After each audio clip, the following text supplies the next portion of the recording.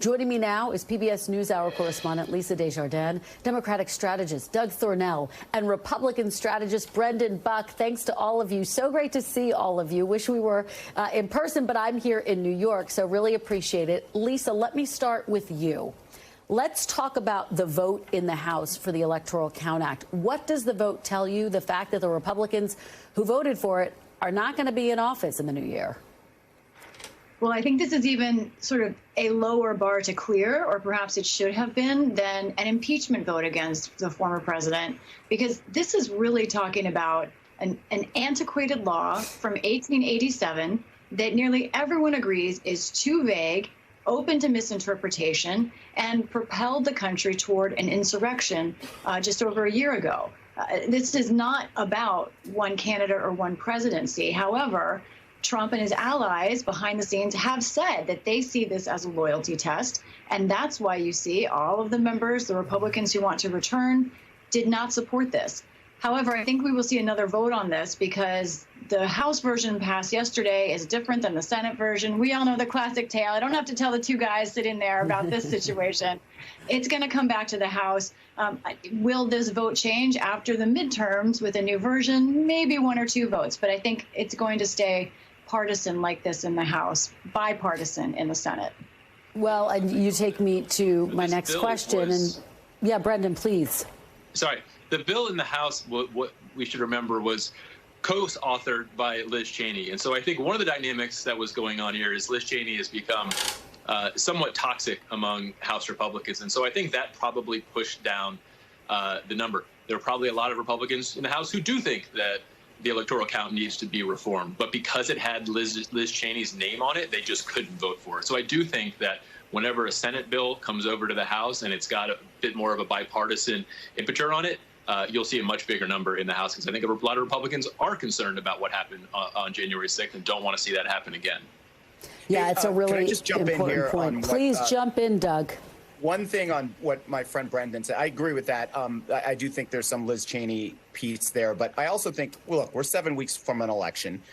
Republicans, I think, are terrified about Trump jumping down their throats. And look, this is part of the transition of the Republican Party away from what, Lisa and Brendan and I remember it to be about 10, 15 years ago, to being controlled by MAGA Republicans, where it's all about conspiracy theories, lies, and extreme efforts to control power. And I think that with Trump, you saw Trump come out on it today. I think the last thing a lot of these Republicans want in these places that are competitive, even though they may disagree with him, is to get in a fight with him. And so that's what I think you saw. You saw some of the what has become like sort of a lack of courage within the Republican Party to stand up to Trump, and they fell in line. Let's talk about the state of the Republican Party. And Brendan, I'm going to go to you on this one first, because yesterday we saw the legal problems pile up for former President Trump. Now, on the one hand, some of his allies say, look, this is just galvanizing his supporters. It's adding energy to him to potentially announce another run in 2024. But for more establishment Republicans, Brendan, is there a trepidation that this is coming less than 2 months before the midterms, when Republicans want to be talking about the economy and inflation? Well, first, I don't think there are a lot of establishment Republicans left. But to your point, absolutely. The last thing they want is Donald Trump back in the headlines right now. Republicans want this election to be a referendum on Joe Biden and the economy. It's that simple. That's the issue they want this to be about. Now, Democrats want it to be about abortion and threats to democracy and other issues. Republicans want a referendum. When Donald Trump is on the stage, he creates a choice. He reminds people of what the Republican Party has become. And that is not the contrast that Republicans are looking for. So that, yes, we would love to have him just go away for a little while. We know he's not going away forever. We know he's probably coming back to run for president. But you have heard that even his own closest advisors have said, hold on, just wait until after the election. We don't need to get you in the middle of this. This complicates things for the House, but also, speaking more to language that resonates with him, he doesn't want to be blamed if something goes wrong in the midterms and people suggest that it was his fault that Republicans lost. Lisa, what's your take here? What's your reporting tell you about how the former president is viewing all of this and the timing of a potential run? As Brendan says, a lot of people in his ear saying, just wait a little longer until we get through these midterms. no doubt, expectations are that the former president is going to run again. However, I think that those dynamics are complicated. I know many Trump supporter Republicans, voters that I've talked to, and lawmakers here who want to move on, who are looking at Ron DeSantis, looking at other Trump-like figures that they think won't exhaust independence in the way that they think President Trump has. But, you know, guys, I'm looking at places like North Carolina, where I'm going tomorrow, and so is former President Trump. He's going there because Ted Budd thinks he can help him with the base. You know, New Hanover County, that's near Wilmington, that's near the coast of North Carolina, talking to sources today involved in that race, they want Trump to turn out that rural base that's very hard to get to, going door to door in those areas. But he is someone that can draw out that kind of hard red right. Now, what they are worried about is stuff like we saw at his previous rally, signaling or openly kind of maybe even endorsing QAnon theories. They're worried about that being a continued problem with suburban, especially suburban women voters. So it is a bit of a rolling of the dice, but Ted Budd tomorrow believes that President Trump, on the whole, is going to help him in the eastern part of North Carolina.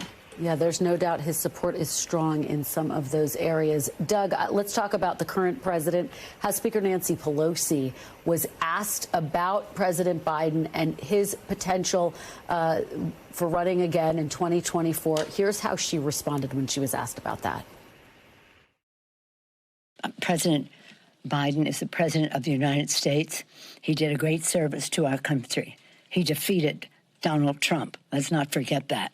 If you care about the air we breathe, the water we drink, the education of our children, jobs for their families, pensions for their seniors, any subject you can name. I'm not going into politics about whether the president should run or not. Doug, she's the Speaker of the House. Why is that such a hard question for a number of Democrats to answer?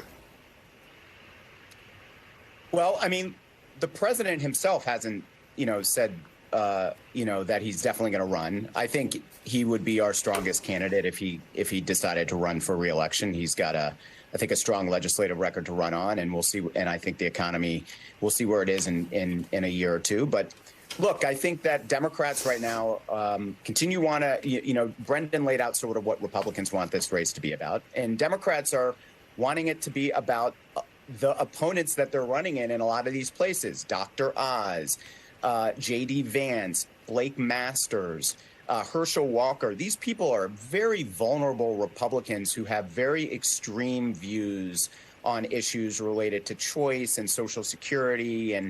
And so the president, actually, his approval numbers are right around 45, 46. They're increasing. But when you look at these races, if you go race by race in some of these states, these Republicans are very weak, and I think Democrats don't just want it to be about a conversation about abortion and democracy. They want it to be a choice between them and the opponent they're running against, because their opponents that they're running against are way outside the mainstream and very extreme, and we're seeing it all over the country that they're having a hard time capitalizing on what they thought was going to be a great environment for them.